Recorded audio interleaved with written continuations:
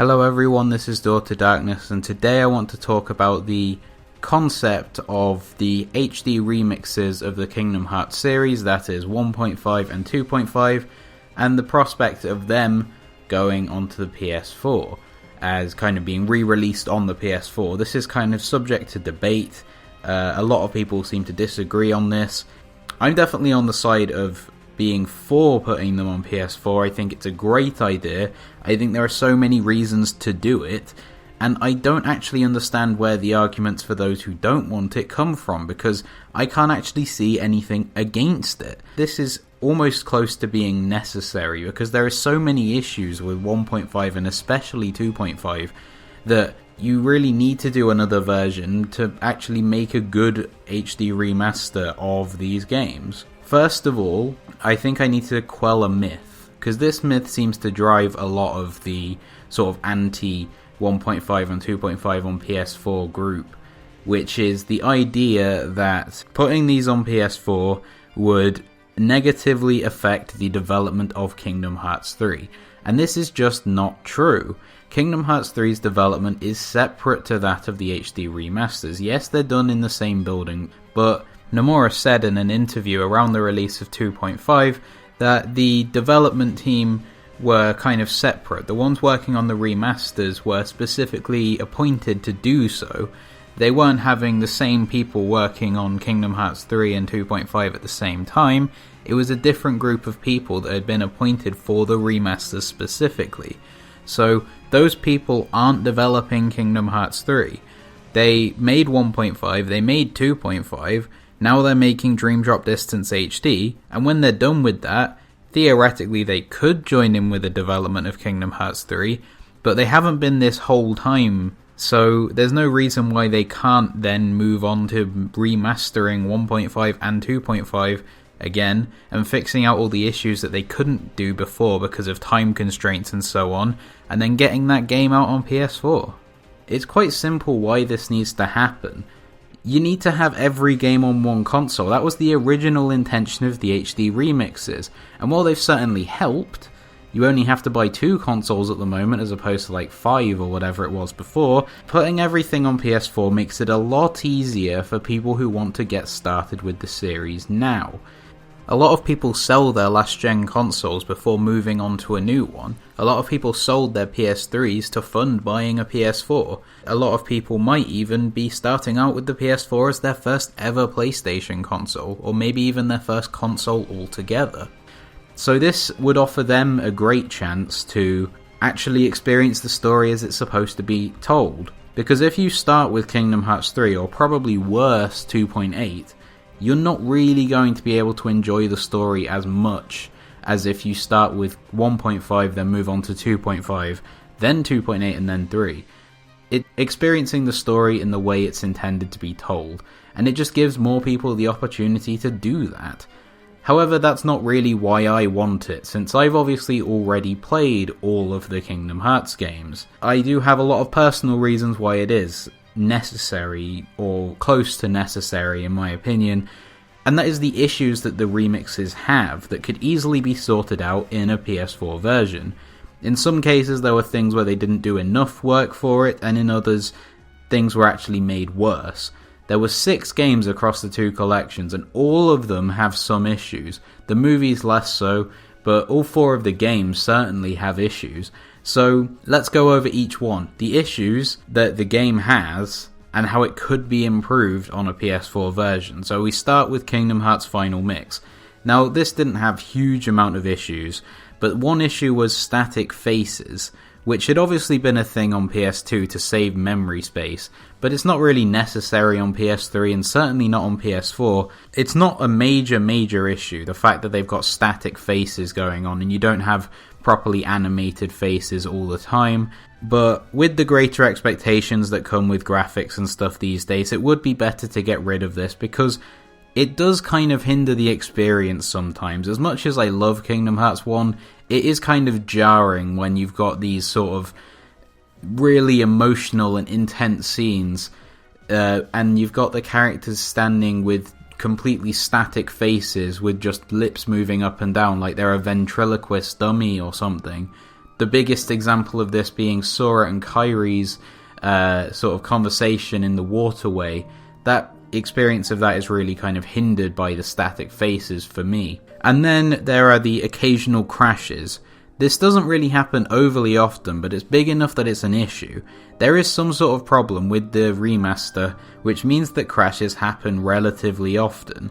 Not like every time you're playing or anything, but sometimes you can have it where you're in a cutscene or whatever and it just freezes, and it happens too often for it to just be a coincidence. So sorting this out in a remaster would be better, because it's better to, not have a game that crashes, because crashing games are no fun, are they? So that's pretty much Kingdom Hearts 1 Final Mix done. There aren't that many issues, certainly not compared to one we'll go on to later, but for now let's go to Rechain of Memories. Now, the face models here are also an issue, but because they didn't actually update the face models, in particular for Sora and Ansem. So Sora and Ansem now look really weird in Rechain of Memories because they've still got their old face models rather than the ones that they have in all the other games. They changed it for Kingdom Hearts 1, but they didn't change it for Rechain of Memories, and now Sora and Ansem's faces look weird because they don't look the same as they do in all the other games. So fixing that is a very simple thing to do. They did it with Kingdom Hearts 1, so there's no reason they can't do it with Rechain of Memories. It seems like it was nothing more than laziness that they didn't. And then the next one, and this is going to cover both of the movies as well, and that's lip syncing. For the English version specifically, it does kind of throw you off when the characters' movements are unrelated to what they're saying. And in Rechain of Memories, as well as both of the movies, this is an issue because they don't have an English lip sync. They're speaking in Japanese, but we hear the English dub put over it. It's like when they take live action films and dub them with another language. It just looks wrong to have them sort of saying different things to what their mouths suggest they would be saying. So fixing those things, they're kind of issues which were already present in the original version of the game. But if you've got a new version of it, you might as well use it as an opportunity to actually fix these issues. And now we move on to 2.5, and the big one, Kingdom Hearts 2 Final Mix. Now, where do we begin with all of the problems that Kingdom Hearts 2 Final Mix has on 2.5?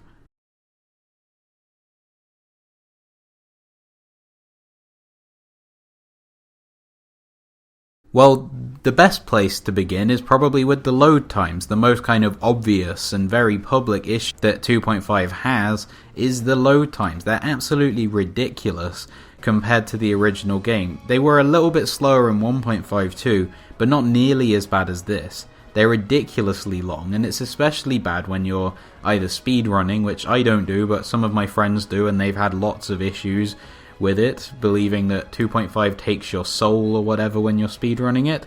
But it's also bad if you're stuck on a boss and you have to kind of go back and run forward and go through all these like 4 different 10-second loading screens. It's just ridiculous, and it really just slows down your gaming experience. And putting it on PS4 would almost be an auto fix for this, because you'd be data installing things, because PS4 does that automatically, installs the game onto the hard drive, so that way you don't need to go through all these loading screens, because they're already saved onto the PS4, so that way you can get things moving a lot faster. And that's one of the most compelling reasons why the PS4 version should exist. However, worse than the transition between room loading times is the drive form loading times. And this is worse than anything else because they take like 5 or 6 seconds to load, and this actually gives you a disadvantage in battle because the enemies can then sort of get attacking you, and you can go into your drive form in a position where you're in an advantage, and you can go into a drive form and get absolutely destroyed by the enemy, which is not really very good. That's why pause buffering has become a thing, where you pause while you're going into the transition to your drive form, and that's the only way you can actually survive it. And that's like ridiculous that people have to do this in 2016 with the games with all the capabilities they've got now, and people have to pause. The game will crash quite often. It doesn't seem to happen all the time, but I think it's more if you revert, it happens even more often.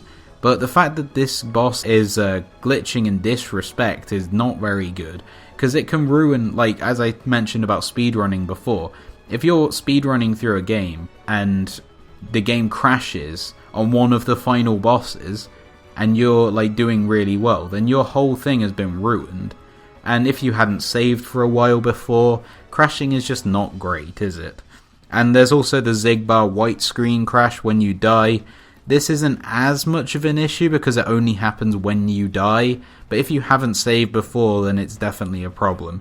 It's unacceptable because these only exist in 2.5. They don't exist in the original version of Kingdom Hearts 2 Final Mix. So they really should be sorted out in any re-release that they do. And then there's also a few glitches, the worst of which is the glitch on the final Xemnas boss. The reaction command is glitched so that it doesn't work all the time. And it means that if you don't have once more and second chance, you're very unlikely to actually survive this fight without using Riku's limit, which isn't really something you should have to do when there's supposed to be something in place that you can use the reaction command to survive.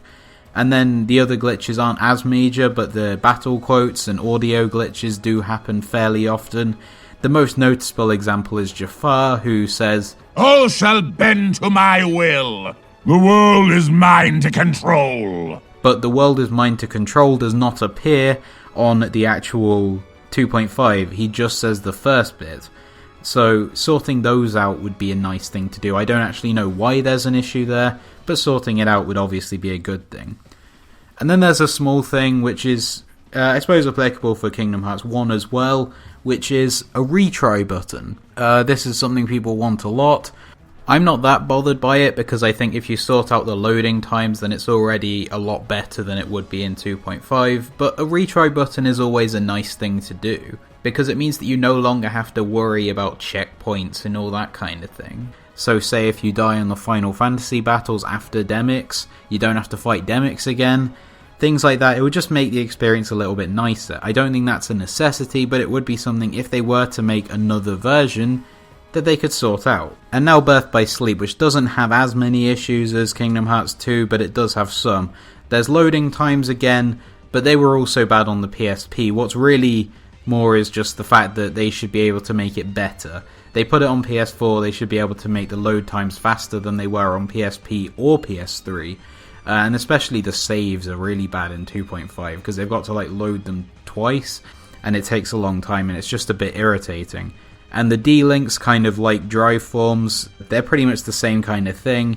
It doesn't matter as much since it freezes everything around it, but it would be good to sort it out and have a kind of faster transition into your D-links. And then there's the kind of UI issues and the sort of general issues that happen when you're porting a portable game to a console. And there's the camera. The camera, like in Dream Drop Distance and Birth by Sleep, is very zoomed in, which is necessary for portables, not so necessary on a console. So it would be nice if they took advantage of the fact that they're actually on a big screen and they zoomed the camera back so you can see things better. It looks like they're doing this in Dream Drop Distance HD, so it would be nice if they did this too in Birth by Sleep. And there are also like some things, if they change the proportions of the menus and things like that to make it look a bit less obviously a PSP game, they could make it look more like a console game right from the off rather than obviously being a port of a PSP game. Those are minor issues really, but it would be nice to sort them out and improve the experience. So yeah, I've been talking for a long time because there are just that many issues in 1.5 and 2.5. And to me, the best way to sort them out is to make a new version of them and use it to iron out all the errors. As I said before, the PS4 is a good one because it has a mandatory data install, and you can sort of fix a lot of the problems kind of automatically.